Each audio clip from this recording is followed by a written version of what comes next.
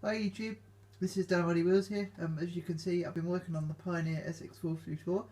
I've now finished making my fuse light assemblies, and I've also made LED circuits for the stereo indicator lamp and the tuner pointer, which was one lamp which was actually burnt out in the first place.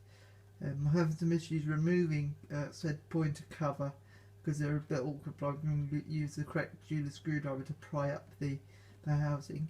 As you can see, I'm given the faceplate a bath here because it smelled of nicotine and it was all yucky and horrible.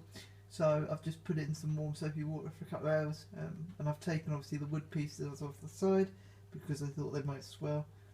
It's rather late, so I'm not going to stay talking too long, but I wanted to obviously post a sort of live update because if you look at the time, it's 1:45 in the morning, so I'm going to go to bed shortly. But the thing is, I've just had a lot of troubles lately with my people that come to help me out because I'm disabled, and so this kind of stuff is a good distraction after that. So it was good to have another poke at the receiver. I've worked on the lamps for days, and drilling out the fuse caps on ceramic fuses was an absolute pig.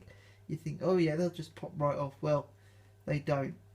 I think I probably blunted one of my hardened steel drill bits, but not that bothered about them. They weren't that expensive.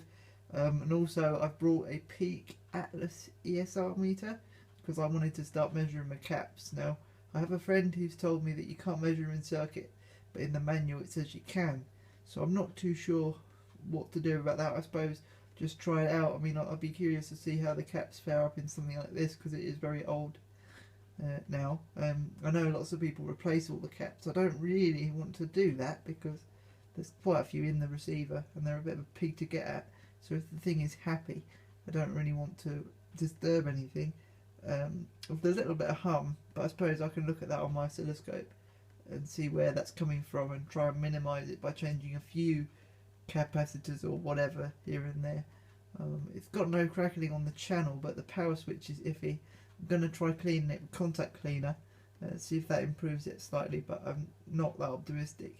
If it doesn't, what I'm going to do is probably be able to either push or a toggle switch in the place of the microphone jack, and wire that across the contacts for the on-off, and that way the speaker thing can remain intact.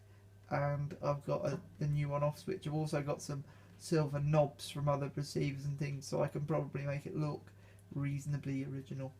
It's only going to be my bench amp, so I'm not too worried about aesthetics. It's more the function of the thing. Obviously I want to dry this thing off before I go to bed, so I will post an update tomorrow with the LED circuits because for some reason I've blown fuse on the amp, so I can't put them in the amp until the fuse comes, but I will put them on the bench power supply and show you what I've done and how I did it. Well, bye for now, hope you enjoyed it, and more to come later.